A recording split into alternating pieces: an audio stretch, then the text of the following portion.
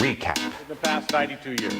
Yeah, they changed your life, Steve. Yeah, they have. Back in 1920. It's Aromantic Awareness Week. It's a sexual orientation, and it generally describes a lack of sexual attraction and sometimes a lack of sexual desire.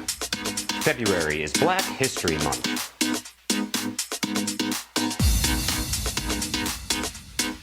Our favorite new game, Saved by the Bell. It's all happening out tonight. Join us on YouTube, Instagram, Facebook, and Twitter. Special guest host, Ron Brenesky. With your host, lifestyle expert, NapoleonPlays. Trans activist, Aaron Phoenix.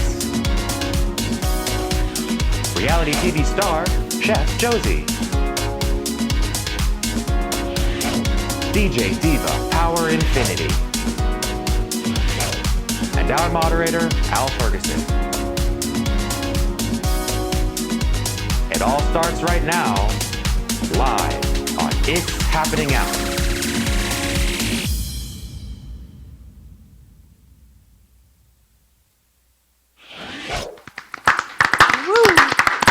Yeah. It's been a while since we've applauded. I like that. Hey. I know. Well, good evening, America, and welcome to It's Happening Out, the most popular live gay TV show in the world. New Hampshire's over. New Hampshire's over. We're all a little tired because of what we did last night. We're going to tell you a little more about that. I'm your host, Al Ferguson, and you know everybody around the table. It's Wednesday night at 8 o'clock, which means another episode of It's Happening Out. We have a great show tonight for you. I think you're going to find it's very, very fun for us all to participate in, and we encourage you to participate. Remember, It's Happening Out is live. Josie, when I slap her, it's... Oh, no, I wouldn't do that. And then when I punch him back, you know what I'm saying? Let this happen. Exactly. Please, let's do this. Power's sitting at the end of the table going, oh, I would love... All of America, all of the world is Yes. saying that. So remember, You know, he we're had the head live. injury, so I'll be easy on him. Anything can happen. This is the world's most popular live gay TV show. In January, we reported, very excited about our January results. In total, in the month of January, are you ready? 1.8 million views. That's fabulous. Unbelievable. It's Yeah. really incredible. And we're excited about how we got there. Napoleon, tell us. We want to make sure that if you're watching, if you've been tuning in for the last year and a half, or if you're just starting, that you're liking our channel, that you're sharing our channel, YouTube, Facebook, that you're also starting a watch party. And it's really simple. Watch this. When viewing our live show in your app, please click share. After clicking share, your screen should change and you can then click watch party. On the next screen, you can write text to your viewing audience and then click start watch party. You've done it. Enjoy your party. And thank you, Napoleon. That was very nice. Start that watch party. Oh my God! The reads begin right at the top of the show. I love that. Good for you for that spelling So bee. children, hosts of It's Happening Out stay at the Best Western off of I-95 and Commercial Boulevard, where they treat us like the royalties that we are. Thank you guys so very much for everything that you do for us. And if you are in town visiting Fort Lauderdale, make sure to check them out. And we are so honored to be broadcasting from our permanent set here, right here in the middle of the World AIDS Museum and Educational Center on Wilton Drive. Wilton Manors, as you know, this museum is located in Wilton Manors and Fort Lauderdale, Florida, here in South Florida. And as you look around the table, you know our statement about our show is true. We're broadcasting from the gayest place on planet Earth. We also think our new set that we're here at in the World AIDS Museum is courtesy of Concepto Modern Living here in Fort Lauderdale, and we thank them for their participation. One last housekeeping note, and I'm pretty much tired of doing this now, but I'll do it maybe one more time. Housekeeping? Who would have Housekeeping. Ron Brenesky, Yeah. our The Republican Eli. Republican sitting at the table. By the way, congratulations, Ron, because you're kicking all of my Democratic fans and friends' asses. Congratulations to you. I turned and looked. That's not true. Look at the whole table went silent. Way to kill the buzz. Ours put him on a list. Yeah. Right over there. We continue to welcome you to Hanging Out. And again, all of you did a great job last night. We're going to talk about what we did last night. Very exciting. We want to remind you that we are part of the Happening Out television network, and two of our other shows is Q News Tonight. It is daily, every day at 7 o'clock. Our monicum is Out of the Closet and Into the Headlines. It's national and world LGBT news. From our perspective, from our community, it is broadcast in YouTube television. In YouTube, last week, Q News Tonight had 64,000 views in our new show, brand new. And Happening.Fun is Monday night at 8 p.m., live every week. And last month, we had 91,000 views at Happening.Fun, which is an entertainment show of things to fun. And my cohorts sitting on my left and sitting on my right. Yeah. Fun. We're the fun ones. We pull Yeah, right, All right. exactly. Anchor in the canal. Exactly. And let's jump right into our show tonight at It's Happening Out. It's going to be very exciting. We always begin our show with the meme of the week, and boy, is this one. You know Friday. Do y'all know what Friday is? Power does, because he's uber red. That's right. Napoleon Valentine's does. Day. He's uber red. I'm not uber red. I have screws. You- Okay. Okay, the screws work. They work. And Ron is a lesbian heartless, has the screws on her. Ron is a heartless Republican, so it doesn't matter what Doesn't Friday matter. is. Doesn't matter. Boring gray. Friday is Valentine's Day, and so we thought we would do a meme of the week, and here it comes, our meme of the week. Someone read it for me, or I could. You can't complain about being lonely on Valentine's Day if you don't even try to speak to the people. Oh my God, I have such a temptation to clap for the person. There you go. You read that. Good for you. You got it. No. All right. Did you read me for the Valentine's Day? I read you for being able to read. Did anyone else think did I know that this can apply to a few people who I know, and so I'm glad that Donald Trump is not actually alone. Oh, he's That not. He's setting. not. He's not. We're still here. We still love him. We still love I him. will love him. There's a Mail few. order, All right. Let's move out of our meme of the week and give you some breaking news. We call it Happening Now. It's Happening Out. And this is the breaking news that you should be aware of. We have two big breaking news stories. Of course, number one in our Happening Now breaking news is the announcement of the historic moment we are sitting in today on February 12th, which is to announce that Mayor Pete wins the New Hampshire primary. He tied with Bernie Sanders in delegate count, and now with Iowa caucus, and last night in New Hampshire, he is now leading all of the Democratic candidates currently in the total delegate count. Bernie Sanders did very well last night, but we also report that clomentum seems to be real. Let's do a summary synopsis about the New Hampshire primary. Watch this. Win some delegates, but a close race like this doesn't give you a delegate advantage because it is split up proportionally. That's why you see Sanders winning 9 tonight, Buttigieg winning 9 tonight, because they were so close, and then Klobuchar getting the other 6. Let's take a look at the delegates to date. Include Iowa in there now that we've been through 2 contests. Remember, up there in the corner, you see you need 1,991 delegates to win the nomination. This is the beginning of a long road to that Democratic convention in Milwaukee. Take a look at where we are. Buttigieg actually has a 2-delegate lead. Well, you can see in terms of the vote count for the delegates, lots of big things happened last night. What do y'all think about what we watched in New Hampshire? Historical.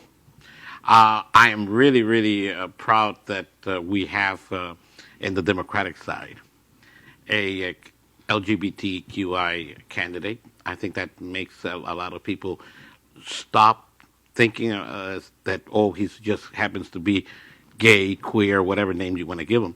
But this is a person that is actually speaking, and a lot of people are listening to his message of unity and respect, and I think that's historical. So are you going to vote for him? I will vote for him if Donald Trump wouldn't be a candidate. Got your answer. All right. Other thoughts about New Hampshire and what we watched? I think that with New Hampshire, it's again interesting. You know, I think I mentioned it last night. You know, these early states. I know this is the process, right? It's historically the process in which the road to the White House, the road to the nomination. That being said, again, you know, it represents a percentage of the United States in terms of demographics, right? These are predominantly white states. 90 plus percent. 90 plus percent. And so it doesn't really represent the minorities who are going to be going to the polls. It doesn't represent, the African American, the Black communities, the Latino communities, the women, the Asians, the LGBT community. So I don't know how accurate. I mean, I wouldn't get so excited just yet. Well, it does represent those communities. It just doesn't represent them as a majority minority. I mean, part of the entire idea with Iowa was that Pete Buttigieg was going to get a lot of the Latin vote. I think it was 7% roughly that was going to be coming out and new to support him. And then the LGBT, it's roughly one in 10 people that is LGBT. So we're seeing a lot of those numbers come in. If we'll actually see that have any kind of impact. What's to me crazy is that a gay candidate, an LGBT candidate, is the one that's like the old white guy. He's like the normal safe basis. Biden's out the window, and now we have this standing north star of Pete Buttigieg, who is just vanilla and basic and standard, and it's this gay guy, and that's so cool. Let's springboard into that observation, and in addition to New Hampshire, let's talk about what's next. Nevada's coming. South Carolina's coming. South Carolina especially, its significant is very important because it's the first minority-driven state. Joe Biden is winning both of those states in both polls, and Mayor Pete is doing very poor in both of those states in the polls. Any thoughts about significance of South Carolina, for example? Well, I think that I've lost faith in Joe Biden. I know that that's supposed to be his firewall or what have you, but you know, at this point, I just won't be surprised if he. I don't think that he will do as poorly as he did in New Hampshire and Iowa, but I wouldn't be surprised if he didn't pull out a win on this one.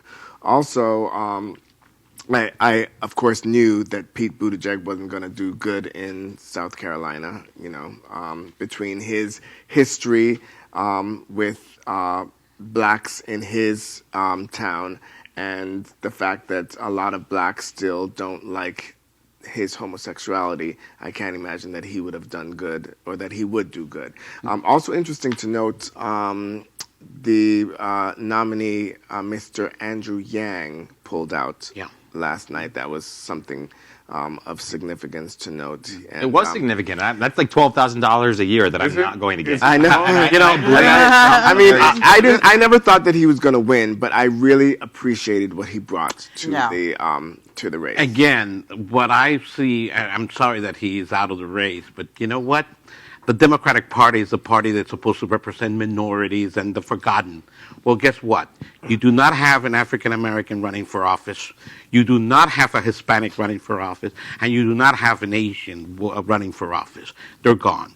The only two women that we have is 2 senators, and one of them, I think, does not have a path to victory, and I'm talking about Elizabeth Warren. Other than that, it's very interesting that you may not agree with me, but I will tell you something. I will predict that it is not going to be important who comes in number 1 in South Carolina, but who's going to come in number 2 and number 3. And I personally believe that regardless of everything that you said about the African Americans not dealing well with a gay candidate, I predict that he will come in 3rd, and a strong 3rd. You do? Okay, I absolutely do. Because you've got to remember that you've got to look at the polls and analyze that Sanders in the African American community suddenly has 30% of that vote. And do not underestimate the power and the influence that Pete's message is getting into the people, especially white South Carolina and many moderate Democrats within South Carolina, which happen to be African American. I don't think he'll do that good. I predicted that he would come in 4th. So Okay, we'll see. Yeah. Derek we'll Curry's do- gonna be we'll rolling do that a back. Derek Curry I'll bet a And we'll cocktail see. with you. Wait, People- wait. And I need this to go on record. Last year I made a bet and I had to get everyone pizza, which is poison to me because I have a gluten allergy. So whichever of you loses, I want on camera right now to say that you're going to get me pizza that I can eat to make sure that this is solidified. No, what was said was a cocktail. Yes. I We're going to move out That's how the of Democrats and Republicans. We're going to move out of our first happening now breaking news. One last note on New Hampshire. We announce at It's Happening Out, Bernie Sanders now is leading in the national polls. For the first time in over a year, Joe Biden, for example, is not leading the national polls. Now Bernie Sanders is. Poll released yesterday nationally. We move into a second happening now breaking news, and it is about the coronavirus. And this is a very serious report. An exiled Chinese billionaire claimed yesterday on Finnish television in a news broadcast that COVID-19, which the World Health Organization has identified as the coronavirus, has infected in China 1.5 million people and killed more than 50,000 people. Staggering report, and we want to show you what was reported last night in Finland. Watch this. Many people, so I get the inside information. Is the truth is 1.5 million people is the not only emotion, is the confirmed case, and that's the people. Now, as the burned body, more than 50,000, not 30,000, to the now. So this is why CCP don't want the West world to know the truth. This is why they are control the inside the media. 86%, inside social media and official media just talk. This is the case, and the sick is from American CIA, but they don't want to talk how much is the people get. Think about what's being reported in China. And let me remind you, the official number by the Chinese government, which we know they are dramatically suppressing, is only 800 deaths. This reports 50,000. Yeah, this is starting to sound like a Brad Pitt movie, World Z, and I'm a little concerned, and it's like that's a problem. We're living in a time where I get it. You don't want to create mass hysteria and panic, but at the same time, aren't we supposed to be prepared? Don't we want to prepare the people?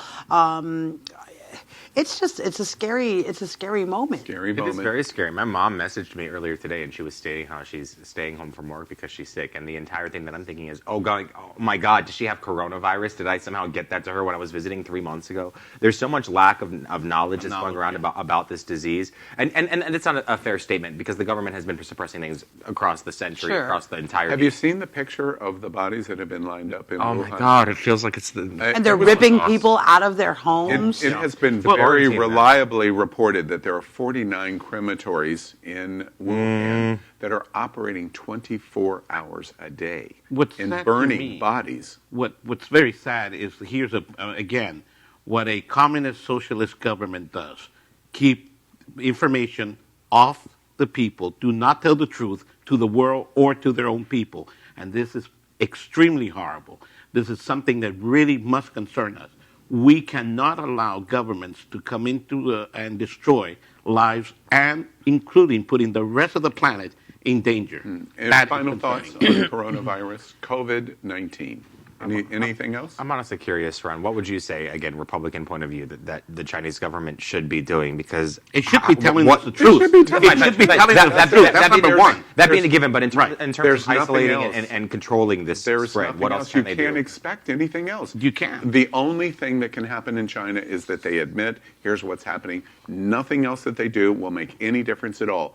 We admit this is happening and it is out of control, and we need the world's help. That's the only thing that can happen. We move out of that breaking news into reporting what happened last night in Q News Tonight.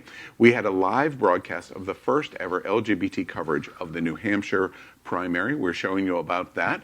We just make mention of the important nature of what is going on in the LGBT gay community. We're actively participating in the political process in 2020. This is the first time in video or television format that's ever happened. Congratulations to all of you in terms of your participation, including tonight as you comment on the primaries.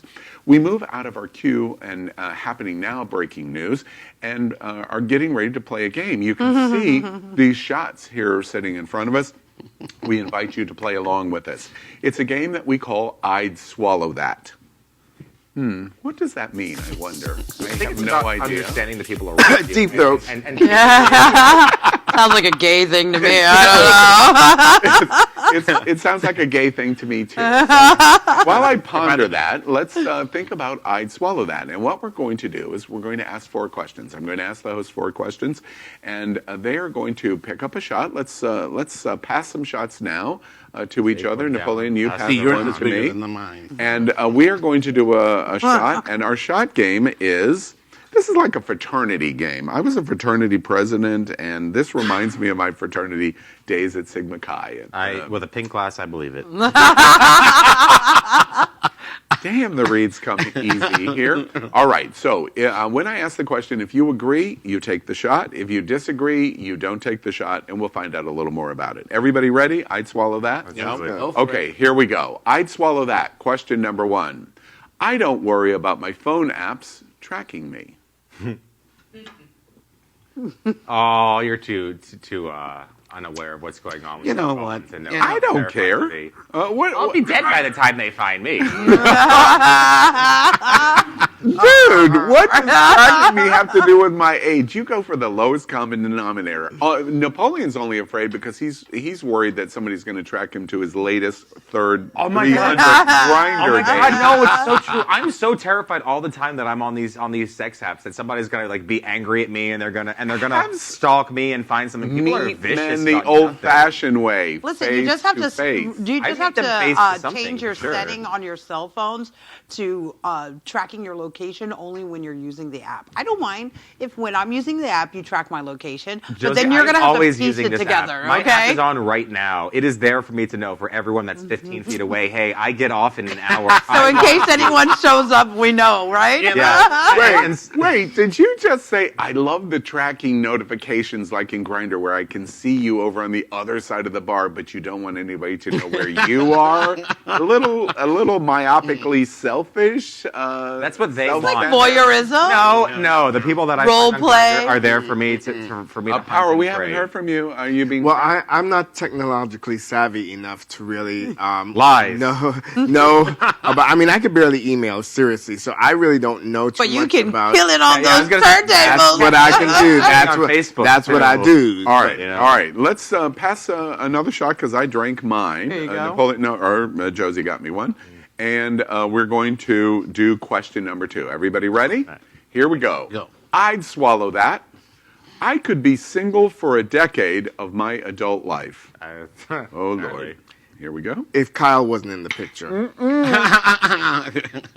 No asterisks in I'd swallow that. There's no Kyle in the picture. I could be single for a decade of my adult life. Apparently, have been. So Yeah. can be. Yeah, That's ditto. That's what reality says. You couldn't be single. How come, Ron? No, because number 1, I have been married for 25 years. I'm in love. I try every day to fall in love, more in love, more in love. I just find that life is so beautiful when you have someone to share your in everything. And to me, Hey, what's that- going on? you- Is you it are Republican? not What's me. wrong? Are And to not- me, that being a Republican, I do believe that. I do believe that. You I were think so you're a socialist, confusing. by the way. I think you're There's no a socialism in hippie it. socialist that needs to go live in a commune. I swallowed it because of the fact that I firmly believe that. Well, first off, can we pause a moment, Jared? I want to make sure that we frame that soundbite. I swallowed it. That's all we need. We'll move on from there. I believe that I am happy being single, unless I find somebody that makes me happier. Wait, you're being not married. You're not, but you are married. You've been married for a long time. Right, but taking my marriage out of the picture, my philosophy is I'm happy being single unless I find somebody that makes me happier being married. That's an interesting point. Napoleon, you've been dating since you were 7. For the last 23 years, you've been single for the most part. I know you a second date is dating. He's married now, second date. But you could be single because you took the shot. I could be single, and again, this is because I have been single for a decade of this past year, but I think that you have to know what you want in yourself to be able to add value to somebody else. And I don't think that dating other people makes you not single. I think that when you commit to somebody, and that doesn't mean that it has to be a closed relationship, but I think that when you commit to somebody and you say, I'm putting this amount of effort and energy into you, that's when you're not single anymore. And that's where I've been for the last Did I just hear you say it's all about me, and so therefore I'm single because of that? Did you just say that? Well, yes, and if you're interested, it's Valentine's Day this Friday. So I'm looking for an all-day experience, so come on out and find me again. I'm supposed to be hanging out, by the way, in a fundraiser for the World AIDS Museum this Friday on Valentine's Day here. Wait, did you just tell me that I was being selfish and say I'm supposed to be hanging out? I'm supposed to be hanging out with NapoleonPlays on Valentine's Day in a fundraiser for the World AIDS Museum. How romantic. I don't like this. I don't like what you're pushing to the public. A year ago, you said that I had to kiss somebody on New Year's Eve, and that implied that I was supposed to be kissing you. And now you're saying this on Valentine's Day. There's some kind of train. Ew. Trumpian. Ew. All right, let's move on. And I'd swallow that. I need another shot because I'm taking all the shots apparently tonight, both in terms of age and discrimination and white privilege and everything else. All right, question number 3. I'd swallow that. I could live in a third world country. We're going to come to power last. And run. Now, let's start with the Republic. I'll take another shot. All right, you could live in a third world country. Absolutely. Yeah, which one? Well, let's see. In Africa, I would not mind living in. You could live in a shithole country? I could. I'm referring to. That's Africa. a Donald Trump I'm reference. referring to there. I'm not referring to California. Anyhow, let's go back. Let me go back and say yes. In Africa, I would love to be able to live for a while in Ethiopia. I already lived in Ethiopia. Nigeria. Is not really a third world country. Come on. It certainly is. Well, you want to go ahead, in case in Latin America, any country. There are some countries which I think is absolutely beautiful to live in. In Asia, Guatemala would be considered third world. Guatemala, Honduras, and Salvador. Could you live in Venezuela? Right now, no. Okay. So no. I will Yeah, never live. yeah. Let me be very clear. I will never live in a country where it's socialist or pro-communist. Understood. Or communist. I will not live in a country like that. Could you live in Bangladesh? Actually, I've been there. Could you live in Bangladesh? I'll have to take another one. Okay. All right. You could live in a third world country? Yeah. I love traveling the world, and I love to be grateful for everything that I have in all of my experiences, and traveling has opened my eyes in ways that allow me to appreciate where I live and the life I have. But I'm just to the challenge. This question is saying it doesn't give you any romanticism. You are living in, which, by the way, to that point, everybody knows the general emphasis of you didn't take the shot. Tell us why you didn't. No, hell no. Fuck that. Well, I believe I could visit a third world country, but live, no ma'am. Well, didn't you guys go to Cuba I'm too together? bougie, huh? I believe you guys went to Cuba together, didn't Visit. you? Visit versus live. Visit. But Cuba is definitely not a third world country. No, but I remember hearing stories as to what happened in that time frame. We're not going to get into that argument. I'm too bougie and fab. I need the comforts of I need the comforts of American living. So yours is a standard of you want the American, let's say first class or a more luxurious experience. That's what your point is. Yes, right? I know. Okay. I couldn't live in I understand. Let's move on to our final question tonight. Our fourth question. And this should be an interesting one because I'm really curious for a variety of reasons, which I'm getting ready to explain. Thank you. Mm-hmm. I'd swallow that. Question number 4. I'd swallow that. I have lied to avoid jury duty? This feels like a very adult question, and if Aaron were here, we would. At this point, I got to start with Ron. At this point in your life, you've probably been called for jury duty many, many, many, many, many times. Yes. You've never lied to get out of it? Never. Never. Never. How come? Because I believe it is a responsibility of every citizen.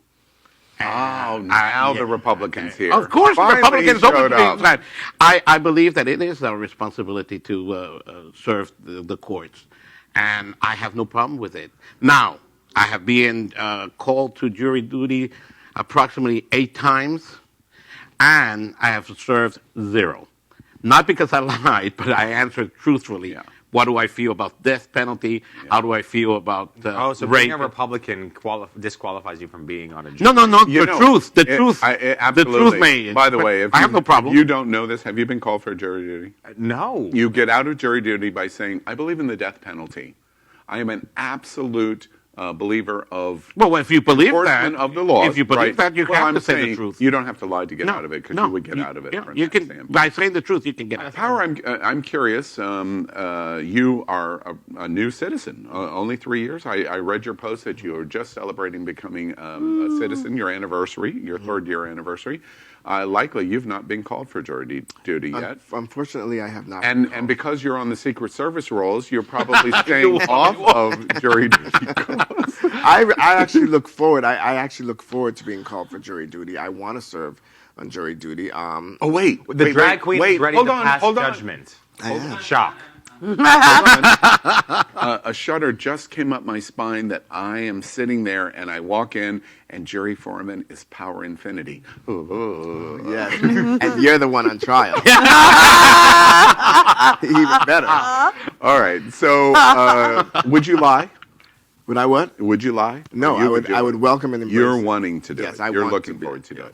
So again, we find commonality between the Republican and the Democratic drag queen entertainer. If we're willing to see it, there's a lot of it. We're going to move out of I'd Swallow That. It's a fun game. We hope you keep with us. We want to move into Celebrity Hot Topics now, and we want to talk about a couple of things that have happened this week that are very topical for all of us. First is the Oscars, a recap of what we watched on Saturday night. We want to show you a couple of quick clips on 3 things that we thought were very interesting. First, Parasite, a foreign language film for the first time in history, wins Best Picture. Watch this. The 92nd Academy Awards were all about historic moments in tackling the controversy. The South Korean thriller Parasite was a big upset, becoming the first non-English language film to win the Oscar for Best Picture. Wow. It also scooped up 3 other awards in the night, including Best Director. Exciting news there, controversial news in social media. Second thing that was interesting is Joaquin Phoenix shout out to the queer community. Watch this moment. I think whether we're talking about gender inequality or racism or queer rights or indigenous rights or animal rights, we're talking about the fight against injustice.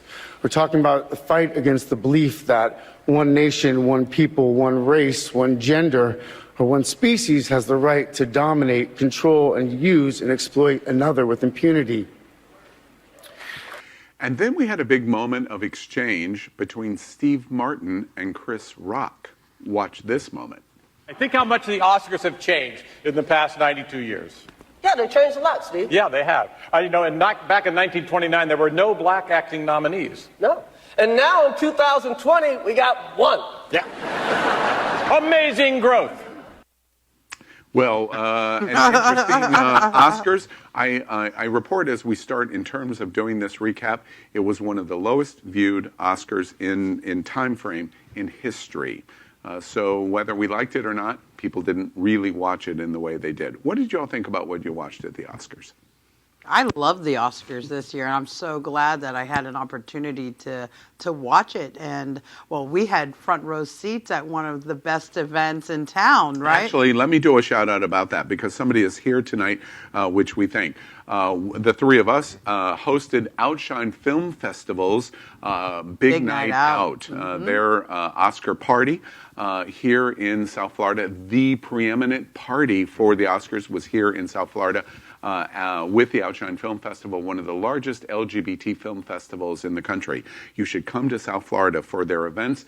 They do one in the fall and one in the spring in Miami and Fort Lauderdale. And in fact, one of the big sponsors, Take Shape Plastic Surgery, and Dr. Russell Sassani is in our audience tonight here at the World AIDS Museum as the preeminent premier sponsor of the Big Night Out. And we thank him.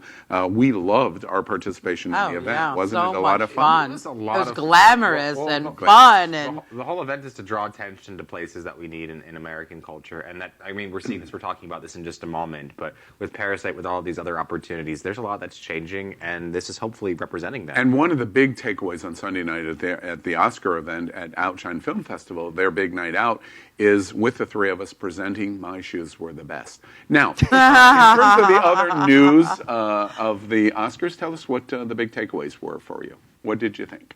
I thought that Joaquin Phoenix's speech was honestly, it reminded me a lot of Matthew McConaughey's. If you heard it just immediately, yeah, it's pretty crass and abrasive and you want to punch him in the face, and that's who Joaquin Phoenix is.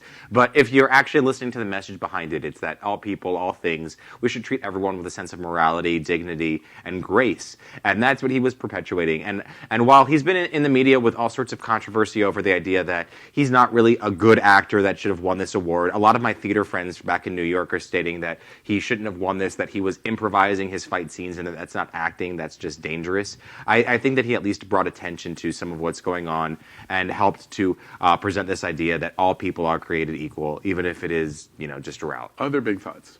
Well, I was one of the, I was part of the reason that the Oscars was so poorly watched because I didn't watch it.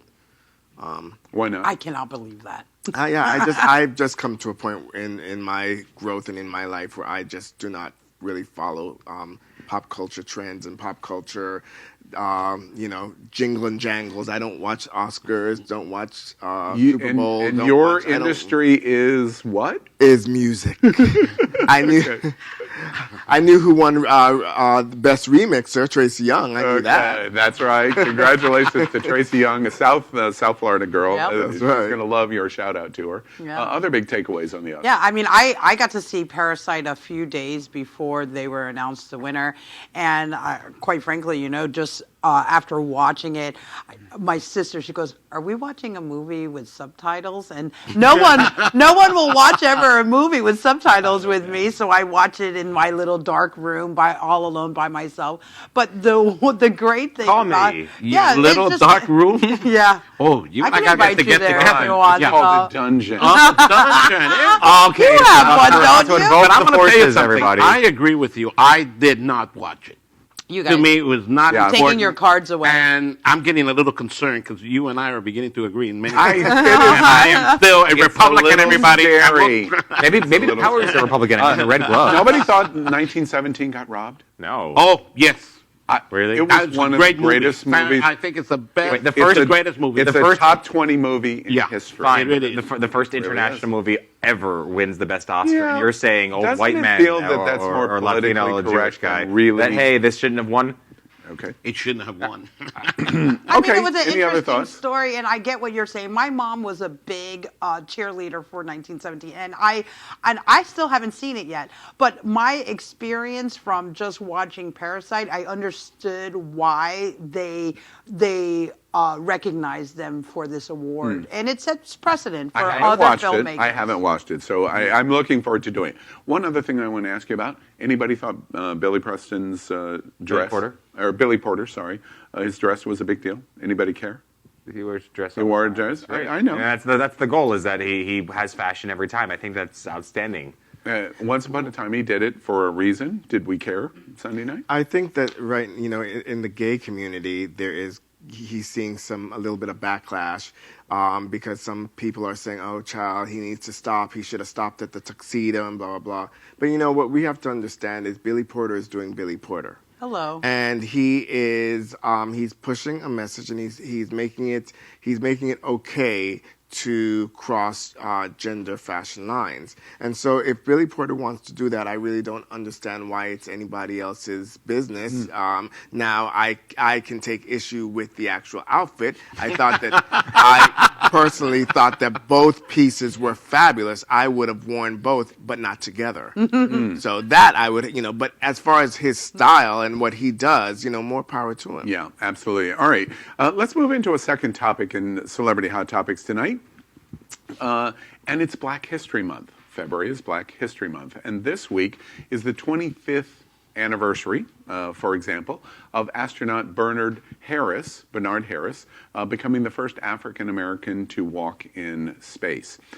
In terms of the issue of Black History Month, is it important to us? Does it need to continue to be important to us? What do y'all think about Black History Month?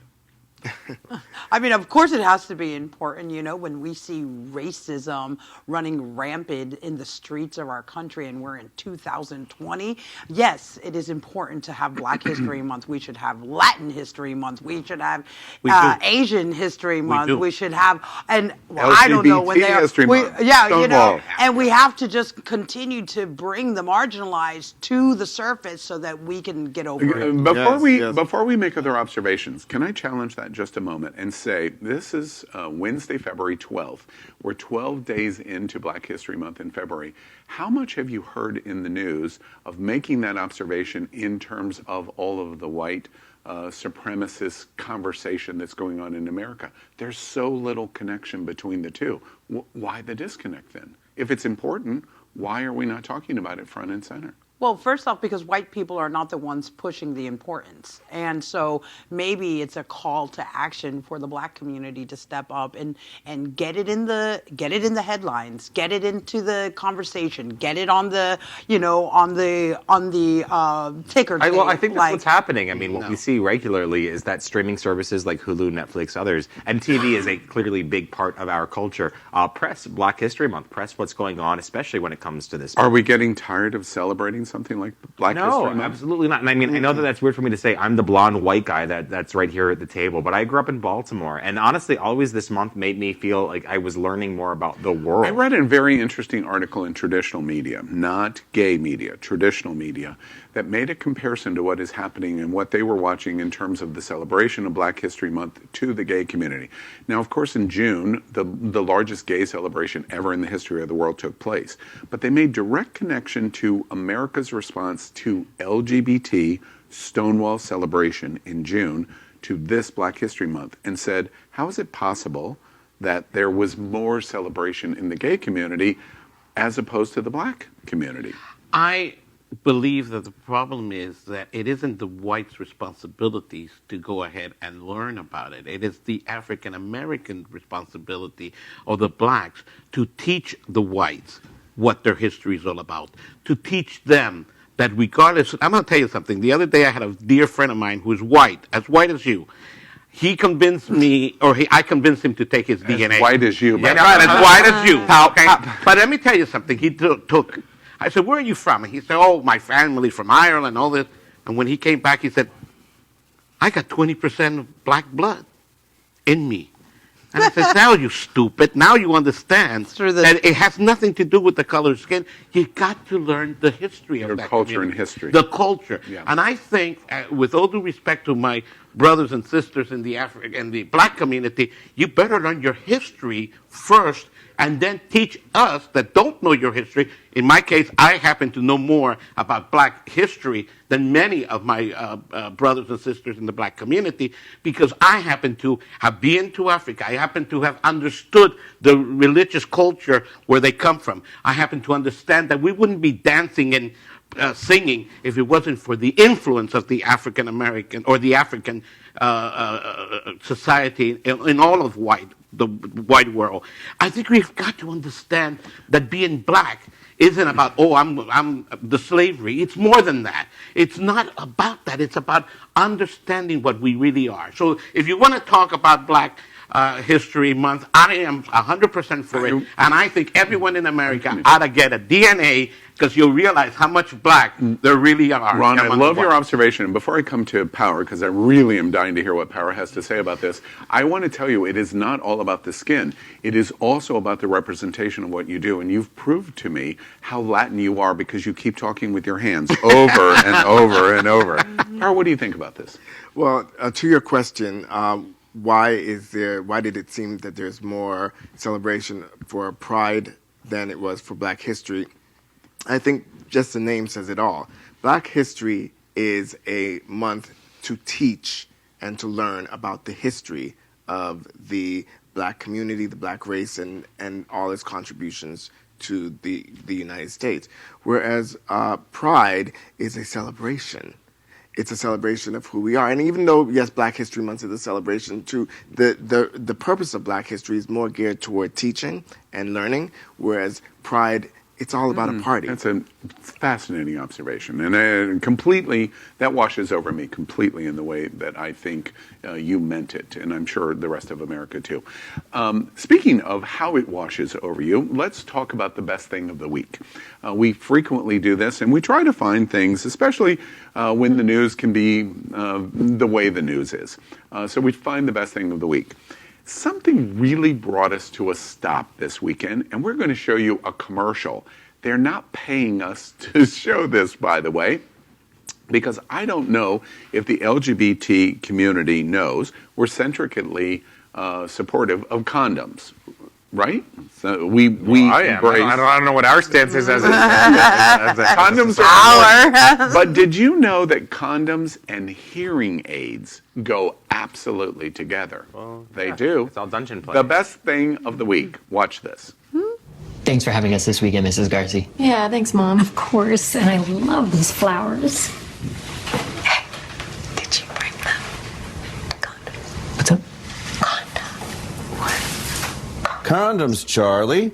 She wants to know if you brought any condoms. Yeah, I brought some. Eargo, a virtually invisible hearing loss solution with high-quality sound and lifetime support. I love the ending. I love the ending. How many times? That was very clever. I love the ending is he knows they're getting ready to have sex in his house and he takes the earrings out. How great is that? Yeah. What'd y'all think? Any? That was very cute. It was very cute. And now I know exactly what to buy my wife for Valentine's Day. You know, I don't like that. I don't like that it pushes the idea that a man is supposed. I mean, I'm not in a heterosexual relationship. Not a condom. But like, why can't the woman bring a condom? Like, why can't she have it? There why are are you scoffing at condoms I'm for scoffing women at as you well. that you turned the best thing in the week into a political statement. The commercial had to have the woman. I am a feminist and I believe in equality, and it is a woman's job to bring the condom as much as the man. Yeah, but I'm a woman and I just like to laugh sometimes. But you're not fucking. Right. Okay. All right. Not anymore. All right. We move out of the best thing of the week to what's on your mind. And every week I ask our hosts to tell us about what's on their mind, what has brought them to a stop this week. And we give them a few moments to tell us. Ron, let's start with you. What's on your mind? I'm going to tell you, I'm extremely concerned and have been concerned about people not going out and voting and participating. In case you don't know, those that live in Florida, on the 29th of February, that's when the absentee ballots are going out. Participate. If you cannot register to vote, please go online. We are 9 million Floridians that can vote, over 9 million. Please go out and vote. That's my biggest concern. I've been actually, maybe because I've been running around like a chicken with no head getting people to register as a Republican, but that is very important for me. Great. Power, what's on your mind? Well, what is on my mind is I would like to see people, particularly the younger generation, get a little more education when it comes to the history of HIV and AIDS. I continually see young people online weaponizing HIV and AIDS when they are reading each other, when they're arguing with each other, as if, it's just no big deal. And this comes from a place of ignorance because of the fact that they just don't know the history and the impact it has in our community. I think we need to get some education. Super important as we sit right here in the middle of the World AIDS Museum and Education System, or Center, rather. Josie, Chef Josie, what's on your mind? Well, first thing that's on my mind is, we were talking about politics earlier and Pete Buttigieg, and I just want to state that, every second that he's in the race it's a moment for us to be very excited. It's historical. And that being said, I know that with this race right now, there are 8 people in the race, or maybe a couple more, but there are 8 people in the race, and it's time to ask yourself this question. If today you had to vote, who would you vote for and why? And you need to do it now. And Napoleon, what's on your mind? I, as you can see, am in super Valentine's Day mode, and I am a super romantic. I'm a creative soul, and a lot of my last decade, as you could tell, because apparently whatever the question was about being single for a decade of your adult life, I realized that I've gotten a little bit cynical, and I want to combat the stereotypes that all y'all bitches right here have put forward as to being, bitter toward relationships or saying that you're not in one. And I am making a commitment today to not just be as romantic as I used to be when I was younger, doing all sorts of little cute things, but being hyper romantic now and not worrying about how it hurts me, but just being open and honest and vulnerable. So come at me for a date. I'll see you soon. I suggested to Napoleon this week that he should join one of the regular dating sites. He goes, "You mean Grindr?" No, not Grindr. One of the regular dating What sites. is eHarmony? Yeah, he asked me. eHarmony. What is that? Christian Mingle? Christian Mingle. What a great J-Date. J-Date. That's Exactly. not the kind of hung person I'm looking for. Yeah. I don't need Jesus Christ. Oh, wait. Okay. Whoa. I just want to really quickly say what's on my mind. With all of the heavy news, all of the politics, the Mayor Petes, the Bidens, the Trumps, etc., I am making a commitment to myself to have more fun in every possible way. What's on my mind is to enjoy myself and find ways to do it, because I got to have better balance in my life. Being around you bitches, as Napoleon just called, it can be tough because we're all challenging ourselves in very important ways, and it can be a little difficult. So what's on my mind is to have more fun. Now, let's play another game called Saved by the Bell. See this red and blue bell here? I'm getting ready to ring it a lot. Because we're going to put it on that side. We're going to go through a lot of headlines that are happening this week, things that are of interest to us. It's happening out, and I'm going to give between 60 and 90 seconds for us to discuss the entire topic before I ring the bell. The moment I ring the bell, whoever is speaking must stop in mid-sentence, and we move on to the next. Are we agreed on our rules? Yes, sir. One more time. Power. Are we agreed on? No, I'm only kidding. I'm only kidding. All right. Here we go. Saved by the Bell. Question number 1. This week, Switzerland voters backed a crucial new anti-homophobia law in a landmark public vote where 65% said in the affirmation, you cannot discriminate against homosexuals. What do y'all think? I think it's really cool to see a country say that they need to put LGBT in part of their anti-discrimination laws. Though it's really odd that Switzerland still doesn't have marriage equality. So they're like the opposite of us. They have one thing and not the other. But at least you're treated like a human. Apparently humans don't need to be given marriage, but at least we're treated with the equality as everyone else. Whatever that means. Well, all I know is that if Trump is reelected, at least I can go and move to Switzerland. Okay. I'll tell you what, I'll buy you the plane ticket one way. Okay, I'll call you. Trust me, I'll hold you to that. First class. Absolutely. I wouldn't have you travel except first. Wait, Jared Curley, we're going to be playing that back. We're going to be playing But that I will back. tell you that I am very, very glad to see that Switzerland took this action. I applaud them. I applaud every society that stops discrimination of any kind. There is no reason why in 2020 we should discriminate against anybody. And I am very proud of saying that we need to start passing laws like that in the United States.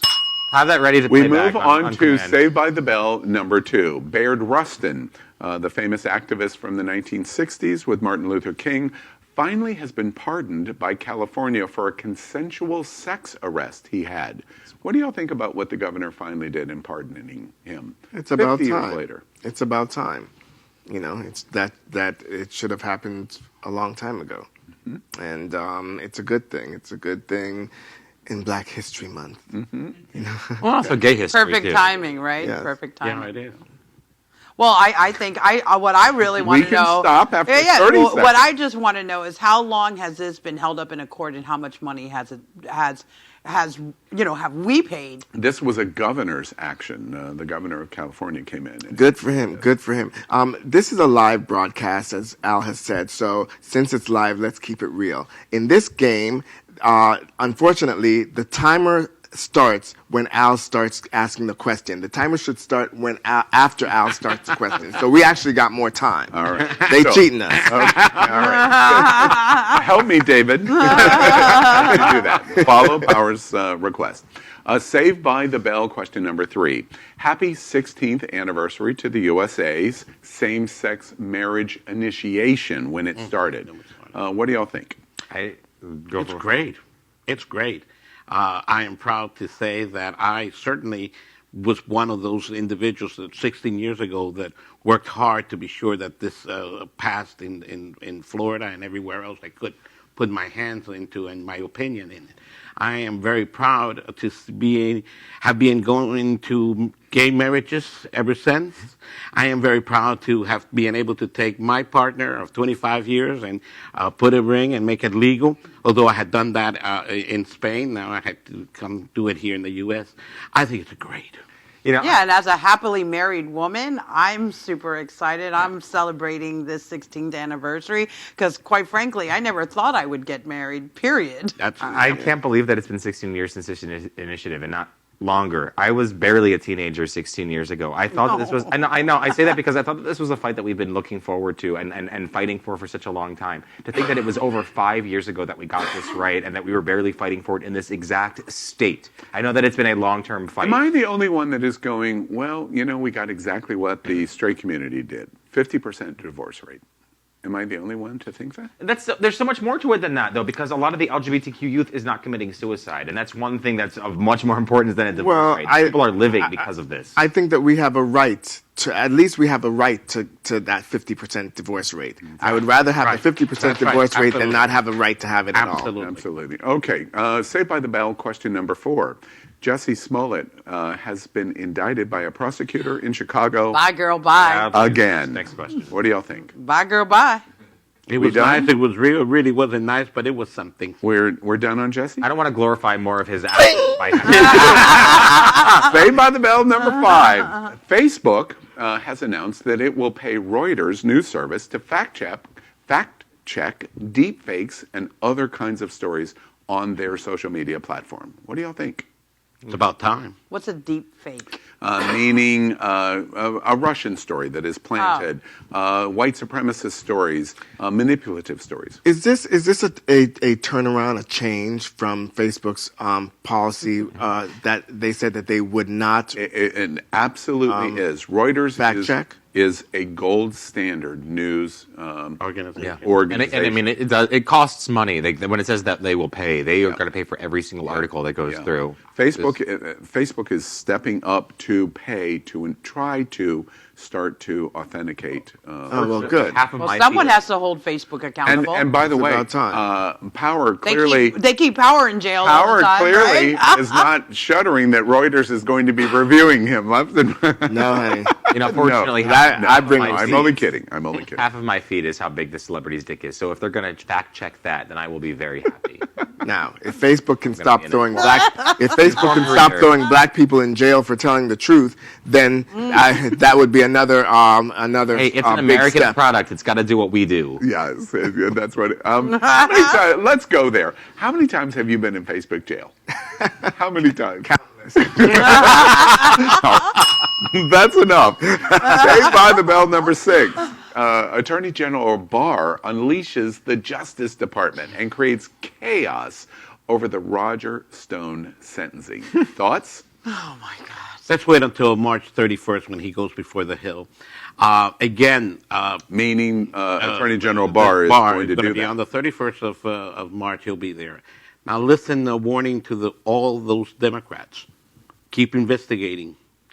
That means that we will continue to get stronger and we will re-elect President Trump.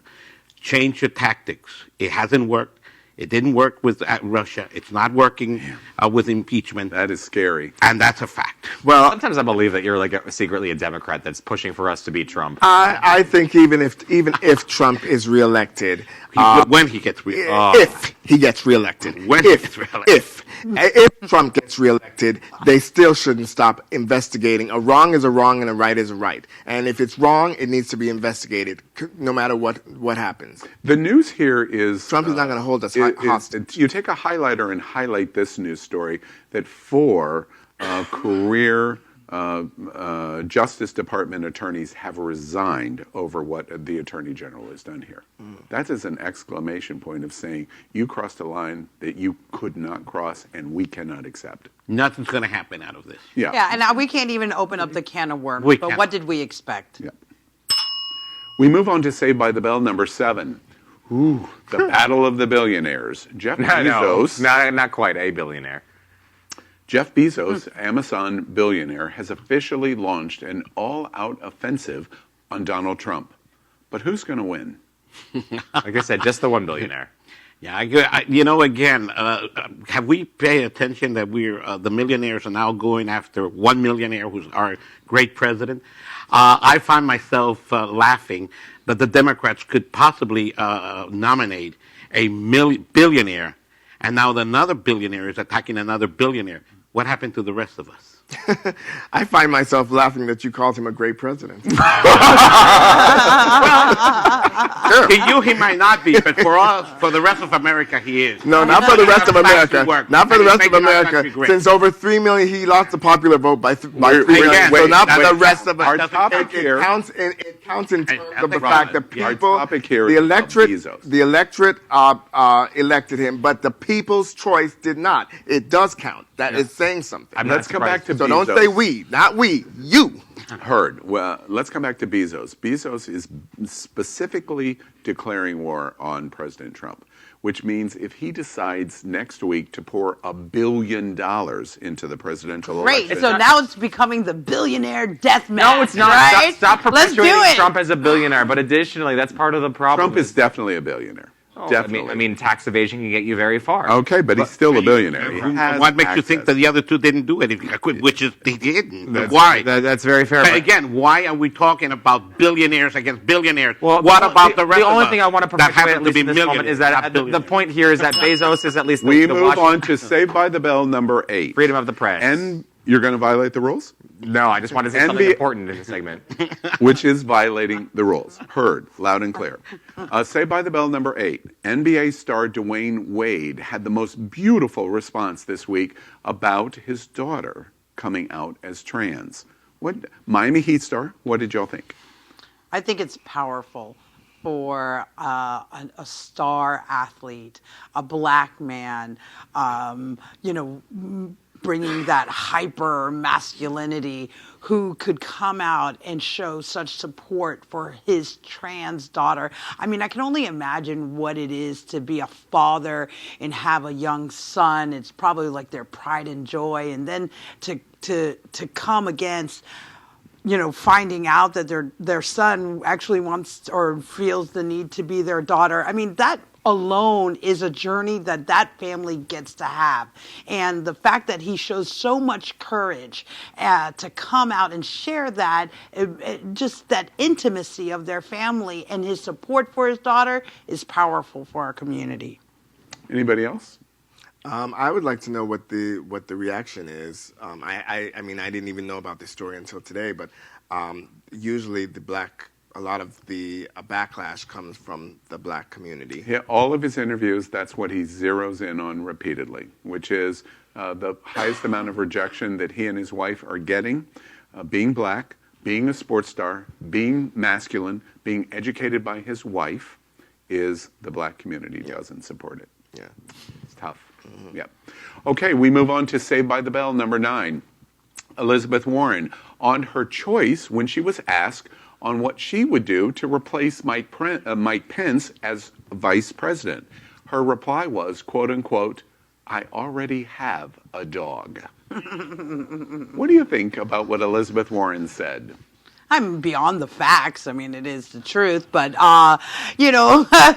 Elizabeth Warren really needs to just, when she gets witty like that, and I love that fight in her. She's a fighter, and that's honorable. That being said, she just needs to keep pushing her message, and Mike Pence doesn't even belong in her message. If I were a lesbian, I would totally be shipping Warren and Nancy Pelosi right now. I would just be waiting for them to get together in like this fantastical world where they're just doing their own like amazing thing back and forth, getting together, just shutting down. Wait, did clitoris just slap at each other? Is that what you just did? I don't even. That's on the next episode of It's Happening Out.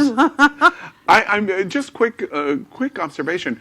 Is it okay for Warren to do that and Trump not to, or can we criticize Trump for doing that and it be not okay for Warren doing it?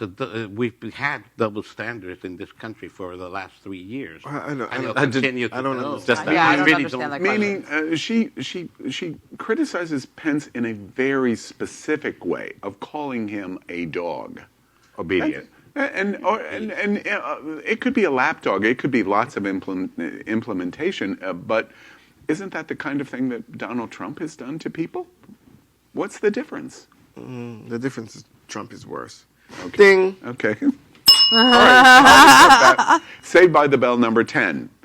In related dog news, Joe Biden called a New Hampshire voter, quote unquote, a lying, dog-faced pony soldier during a campaign event. Thoughts on the Vice President of the United States? Who preps him for any of this? I mean, how can he go out and say that? I'm glad that he's just being vocal about what he feels, but how could he think this will get him the bid? I think for that's the just an old nominee? joke, or so. I mean, it's like He's told it. He's said it repeatedly. I know, but he's so old. He's like these old, very old references. Like who even calls? You said old like 9 times. Yeah, it's like so old. It's just old. And it's like, what's a dog-faced pony soldier? I mean, you get what I mean?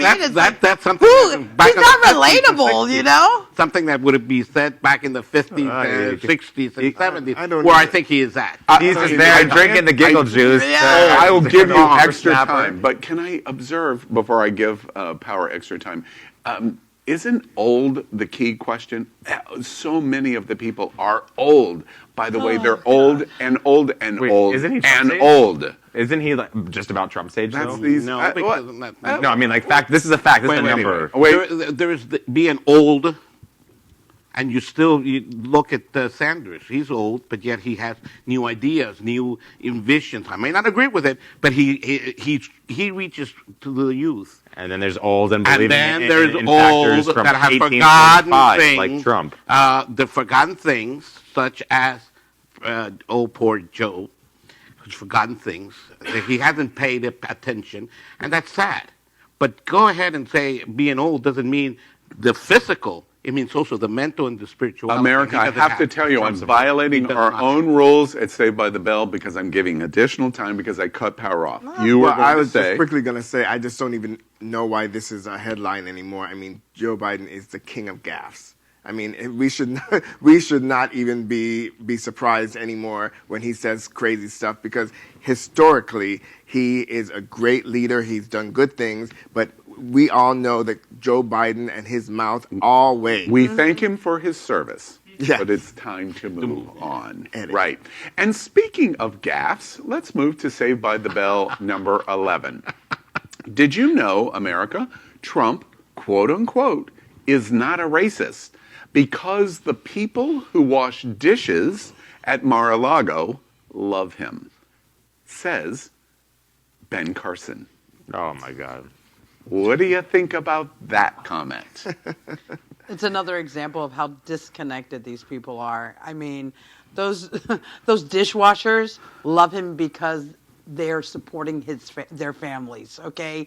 And America, I remind you, Ben Carson is the secretary of HUD.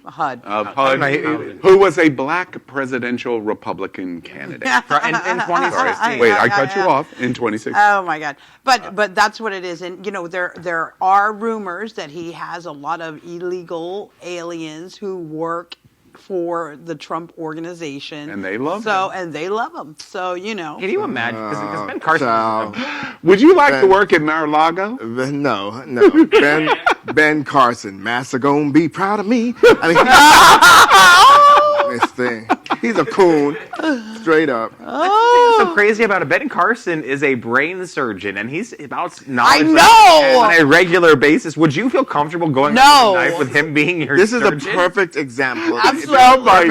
Ben Carson is an idiot because he's a brain surgeon. This is a perfect example of how somebody can be academically intelligent and still be a dumbass.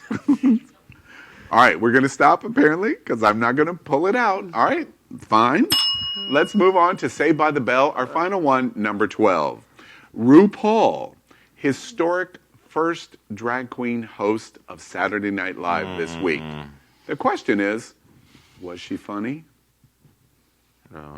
We're all silent. I didn't watch. I didn't watch. I saw it. Well, and it was a great moment for LGBT history. Was she funny? The answer told us everything we need to. The answer is clearly no. First of all, she was in drag for one skit in the entire thing, which was it was brilliant to have. I'm going to say Pete Buttigieg, but to have Pete Davidson, like the young guy, just like this like nonchalant drag queen. But that's what it takes for drag because it's just an illusion. Everything about every skit that was on forward was just okay. I guess you can read. So good, congratulations for that. But nothing else. Like it wasn't characterization. It wasn't being present in the moment. As an actor, I was a little bit insulted by everything she did. Is it enough to be cross the history line? Is it enough? No. RuPaul hosting the show as a drag queen, and the elevation of where she has pulled the LGBT community to. She's dragged us along. Listen, first I'm just going to applaud her anyways for taking the risk, okay? You have to do that. Most people, you have this opportunity to be on a camera, next thing you know, your career is exploding. You're taking opportunity. I'm a chef. You know how many, they just reached out to me to do a Sega commercial, okay? Did you say no to that, Josie? No, I did not. No, I did not. So just so you know, but I will talk about that later. We'll play that. But we're going to play Sonic in 25 minutes. But the point I'm trying to make is this: it's like you say yes, and you take risk, and if you fail. We move on to our main topic. That is Saved by the Bell. Saved by the Bell here. Interesting, we are playing this in terms of talking about many of the topics of the week, but in a more brief way. We move to our main topic tonight, and strange, as we told you, about the issue of it being Valentine's Day, coming on Friday. So our main topic tonight is a romantic talking about Asexual Awareness Week. That's what this week is. Aromantic, like asexual. Aromantic. Like non-romantic. Non-romantic, Asexual Awareness Week is the same week as Valentine's Day, which is Friday. It gets us wondering, what does this represent in the LGBTQ plus community, and how do we reconcile the opposing messages that these two things represent? Asexual and Valentine's Day. Before we discuss this, we've prepared this for you. Watch this. First thing one should understand about asexuality and aromanticism is like any orientation, it exists on a spectrum, with people on one end lacking sexual or romantic attraction and people on the other end experiencing sexual or romantic attractions. So let's take a more thorough look at this end and define asexuality. Asexuality is a sexual orientation, and it generally describes a lack of sexual attraction and sometimes a lack of sexual desire. As such, an asexual person would be someone who doesn't experience sexual attraction toward others, regardless of their gender. Got it. Thanks, Brian. Now, I've heard people use the word ace as an umbrella term. What exactly does ace encompass? Now, sexuality is a spectrum, and individuals who identify toward the asexual end of that spectrum would be ace. Ace used to just be a phonetical shortening of the word asexual, but it has since changed, become more of an umbrella term that encompasses everyone on the asexual spectrum. This includes asexual individuals, demisexual, graysexual, etc. And as many of us know, people's sexual orientation can be different than their romantic orientation. So, Adam, what does it mean to be aromantic? Aromantics, or aro for short, don't really experience romantic attraction. They can still easily have platonic love for people, it just won't be so lovey-dovey.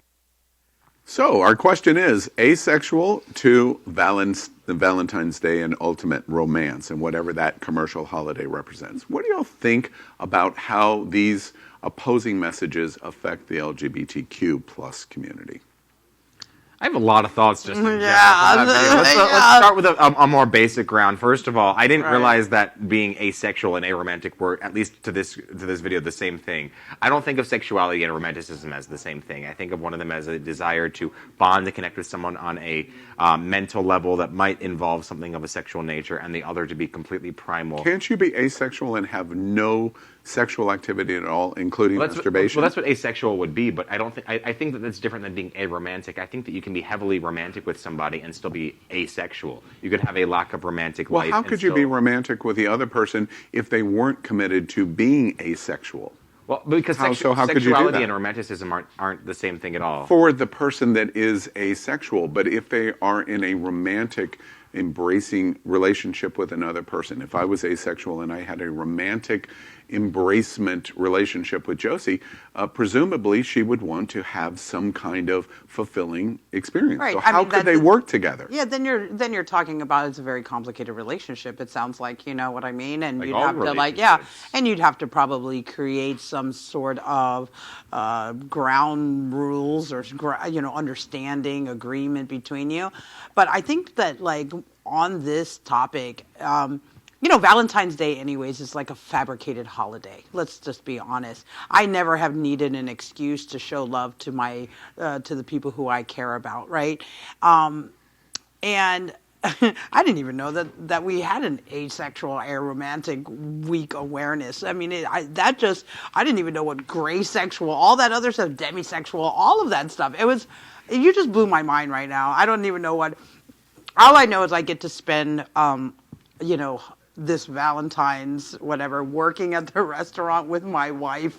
So, and who I love with all of my heart. And I don't need an excuse to tell her that. All holidays are fabricated. The entire point of a holiday is to be, we decided that we're going to celebrate this because people need something to celebrate right now. That's literally, the biggest holiday is Christmas. That's what Christmas is. We're right. We could talk about the commercialization of the holiday, but that's not really our topic here. Yeah. Our topic here is romantic versus asexual approaches. What do y'all think about these opposing viewpoints? That's really what for me, I chalk it up to different strokes for different folks. I don't know if it's so much opposing messages. It's some people like it this way and some people like it that way, and it's all good. If we celebrate diversity, that is an example of the diversity that is within our community. So when you ask, how do we reconcile these messages as it relates to our community? Our community is supposed to embrace diverseness. Well, this is an example of that.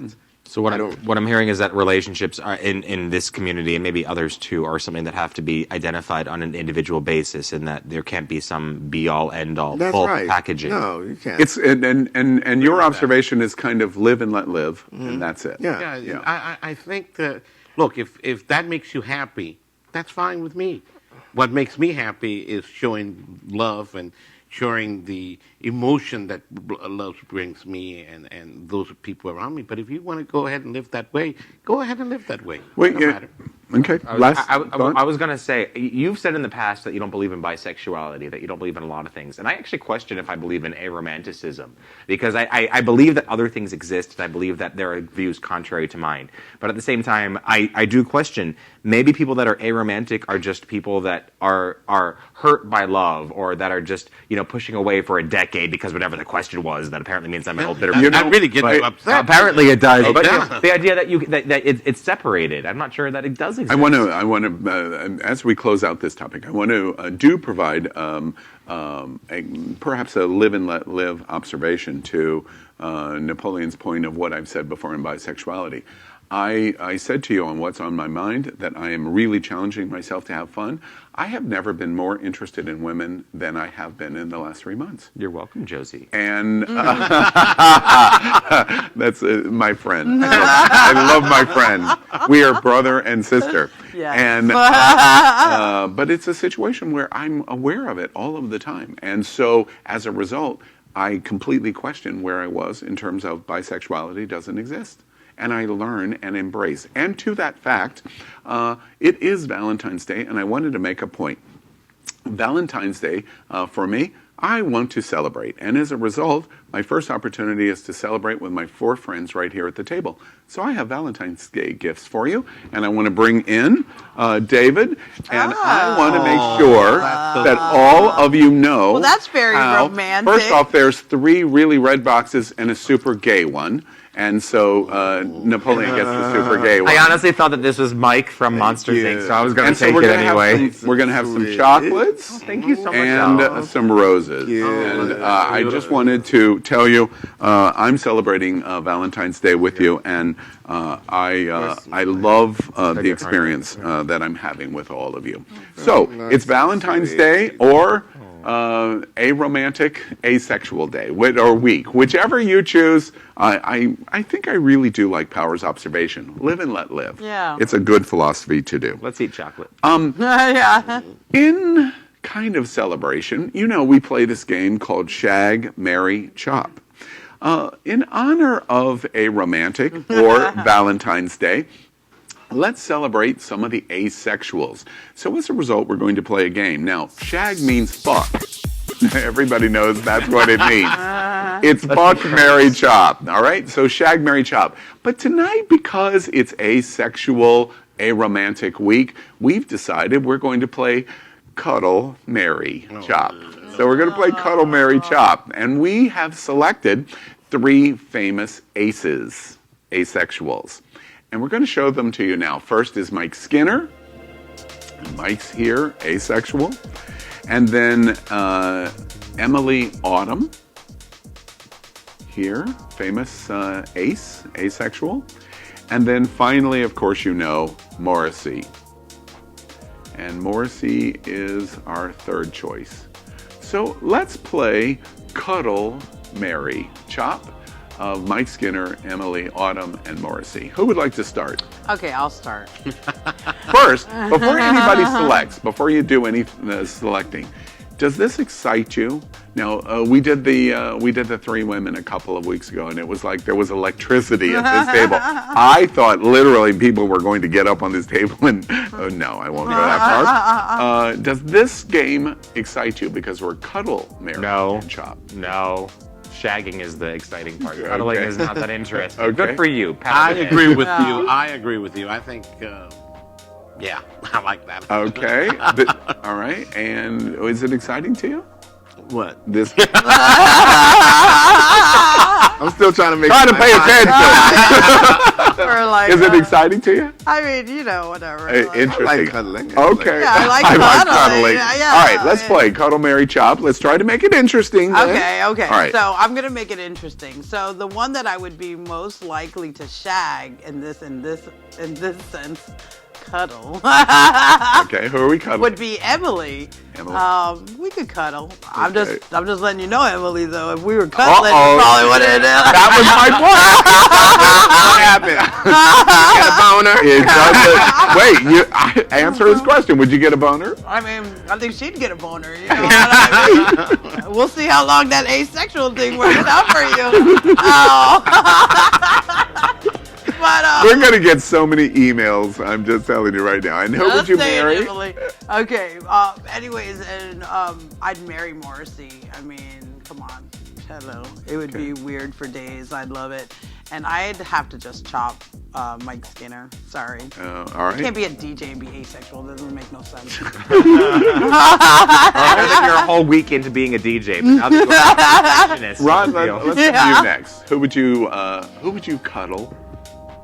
I feel kind of dirty that we're even making fun of the cuddling. I'm not. Who would you cuddle? I would agree with Josie. Josie. Thinking about that. I was thinking about another person. I know. Okay. The cuddling part just reminded me of the past, and that isn't good. No, I would agree with you. I would go same line. Then who would you cuddle? Say the name, please. Emily. Emily. Okay. And who would you marry? No. Really? That one would be. It's going to be Morrissey. Okay, and then you're chopping Skinner. Yeah. Skinner's 0 for 2. Who are you cuddling? I'm cuddling Morrissey. Because if I have to have contact with one of the three of them, he'd be the one. Wait, I just learned now, America. Apparently, Power's sex life is like keeping the longest distance that you possibly can. If I have to touch them, so it's just like, hello there, that you're being reached and fulfilled. There you go, from over here. And who would you marry? I would marry Mike Skinner.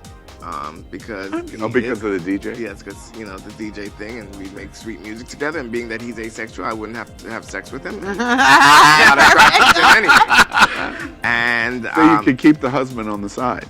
Well, he'd get some of the money. Yeah. And Emily Autumn would get the chop. Okay, got it. And Napoleon, I'm really curious because let me tell you, America, cuddling is a puppy's best favorite thing, favorite pastime. I am curious. Who are you cuddling? I would love. I love him. I love him not. I would cuddle Mike Skinner. I think that he has the great kind of face that you want to cuddle and like feel out what's there and be like, okay, here's your tummy, here's your dick, see what else is there, see if you want to go beyond cuddling, because that's the only point of cuddling is to see what's next. Because I'm an adult. Okay, I'm going to say Mary. I'm actually going to go with Emily because whatever it is about her hair, that like clown around hair that makes me feel like I'm going to live my best life, I want to live it with her. She would make me my best person. And then Chop, the whiny emo kid that's at the end that's singing. I'm not as interested in. All right. Yeah, I can hear it. Am I more than an interesting game. We celebrate what's going on this week for the asexuals, Aromantic, and we also celebrate for those of you that are celebrating Valentine's Day. Whatever you choose, we hope you choose wisely and have a great time, whatever you choose. And that is our game. Cuddle, marry, chop. I'm likely never going to say that ever again. So this is the last time you will hear. Until next time. All right. So that is our show tonight. It's happening out, and I want to tell you we're starving here, and so we're bringing in one of our sponsors, and that is Jet's Pizza, and we welcome Detroit Style Pizza. How are you? You're doing great. We watch you laugh. I love how you laugh. Thank you. And we're getting ready to have some Jet's Pizza. And of course, when we have the Jet's Pizza on, that means we're getting ready to say goodnight. And we give our host an opportunity to say goodnight. And I'm going to start with Ron. Well, I think we've had an interesting week so far. We're getting down to Valentine's. I send my love to everyone. I want you to think that the most beautiful thing that the LGBTQI community has is us loving each other, no matter how many differences we may have. I think it's time for all of us to stop the nonsense and just simply look at each other and say, no matter what you believe in, we're still part of this world. We're still part of this society. And I want to tell you something. I want to tell you, every one of you, I am very happy to be with you. I love you, Power. You and I will get into many fights. I love you, Napoleon.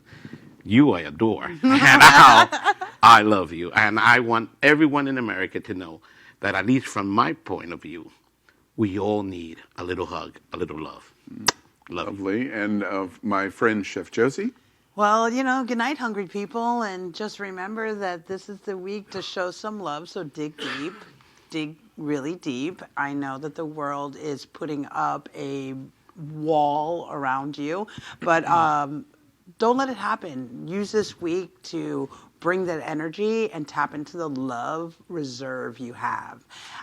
You're important in this conversation, and your presence at this table is very welcomed, and we're grateful for it. I know I am. So see you next week, and stay hungry. And my friend, Power Infiniti. Well, I'm going to dedicate tonight's good night to all the to all the lovers out there and to the ones that don't have somebody to love. Please keep in mind that the greatest love of all is the love of self, and that's where it starts. So love yourself before you can love anybody else. Got it. And to Hunky Pook, I love you and happy Valentine's. Yeah, happy Valentine's. Lovely. And my friend Napoleon Plays. And as the single one at the table, I say to everybody out there, the singular single one, I say to everybody out there to make sure to have fun, that this is a week that you can embrace who you are, your true identity, whether that be romantic, sexual, or cuddling, whatever the hell that is, and to go out there and be who you are, have a connection, form that relationship, because every day we have an opportunity to play, every day we have an opportunity to embrace ourselves, and we need to do that here on this show, everywhere else. So play every day, every way. And America, at It's Happening Out, before we say goodnight, let us provide some perspective of where we are in the first 33 days of our new year before we say goodnight. The politics of America and the news of the world, especially about China and the coronavirus, is scaring the LGBT community. It seems like we are just spitting into the wind, or we are tugging on Superman's cape, as they refer. It can be depressing.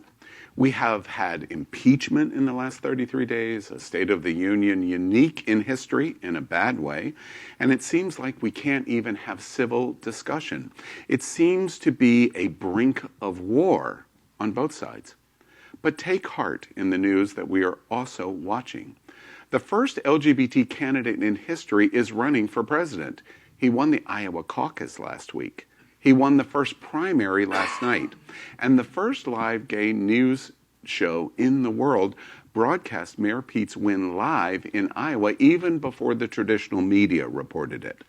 They broadcast a world-first New Hampshire primary to the LGBT community, again last night live.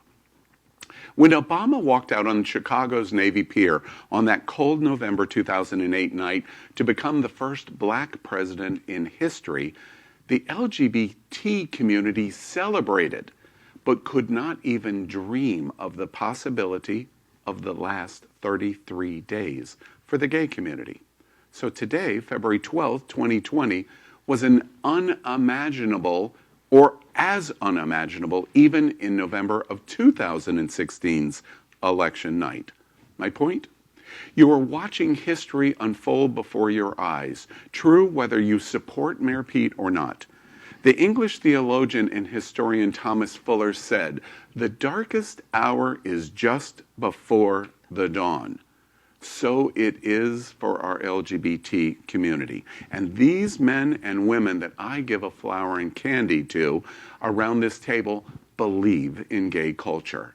They represent you. They believe in the LGBT community. And if you do also, the new dawn is coming. It's just that we can't see the sunrise in the first 33 days of our historic new year. But it's coming. It's coming. So remember, if it's important to you, it's happening out. Good night, America.